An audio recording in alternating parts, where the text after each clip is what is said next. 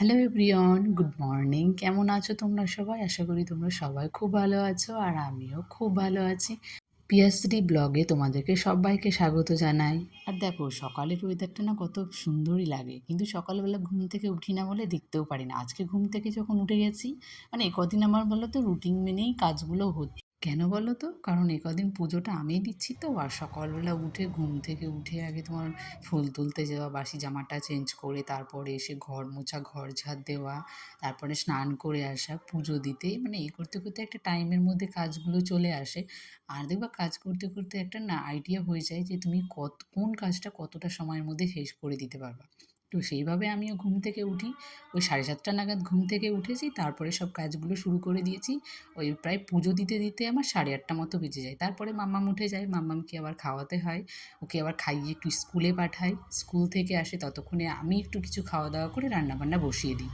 প্রত্যেক দিন তো ঘরের কাজ করতে করতে আমার 12টা ধরো বেজেই যায় বিছানা তুলতে তুলতে, যেহেতু মাম্মাম আমার অনেক পরে ওঠে, তারপরে ওর পাপাও অনেকক্ষণ পরে ওঠে, তো আমার রান্না করতে করতে আমি আর ঘরের দিকে আসতে পারি না বলে সেই ঘরের কাজগুলো পড়েই থাকে। রান্নাবান্না কমপ্লিট করে তারপর ঘরের দিকে আসি। আজকে যেহেতু রান্নাবান্নাটা নেই, ও ঘুম থেকে অনেকটা তাড়াতাড়ি উঠে গেছে, যেহেতু আজকে তাড়াতাড়ি অফিস যেতে হবে, তো আমাকে বললো কিছু একটা সকালবেলা টিফিন বানিয়ে দাও, সেই টিফিনটাই খেয়ে আর নিয়ে চলে যাবে।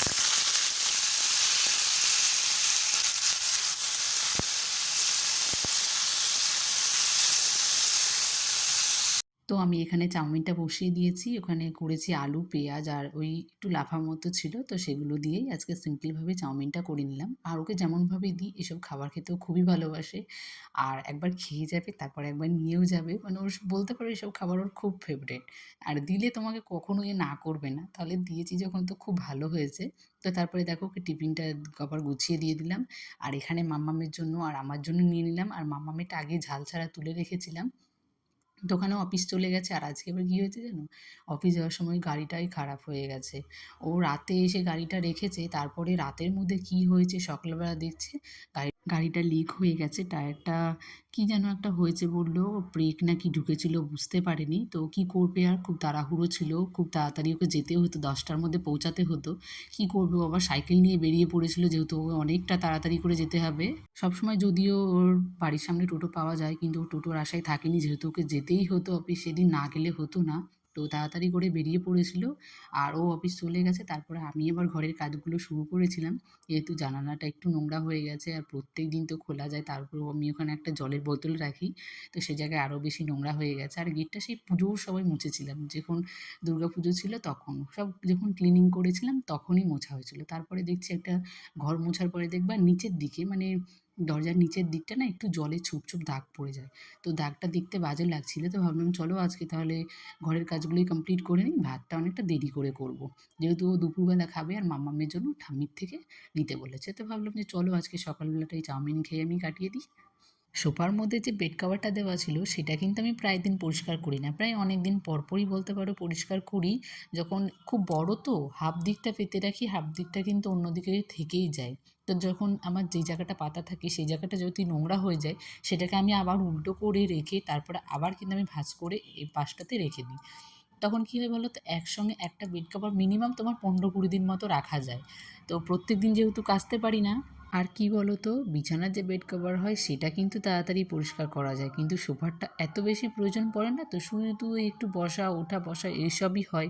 এই জন্য হয়তো সোফার কভারটা তাড়াতাড়ি করে কিন্তু আমি ক্লিনিং করি না, ওটা থেকেই যায়। ওদিকে সোফার কভারটা রেখে দিয়েছি। তারপরে আবার দেখেও এসে গেছি ঘরে। ঘরের যে আশপাশ জিনিসগুলো থাকে সেগুলো কিন্তু আমার রোজ রোজ ক্লিনিং করা হয় না, সেটা কিন্তু আমি মাঝে মধ্যে সময় পেলে এই সংসারের ফাঁকে যে কাজগুলো থাকে সেই কাজগুলো আমি তখন করে নিই, মানে সংসারটাকে একটু ম্যানেজ করে নিই। কিংবা যেদিন দেখি আমার কোনো কাজ থাকে না সেই দিনই কিন্তু ক্লিনিংগুলো সেরে রাখি।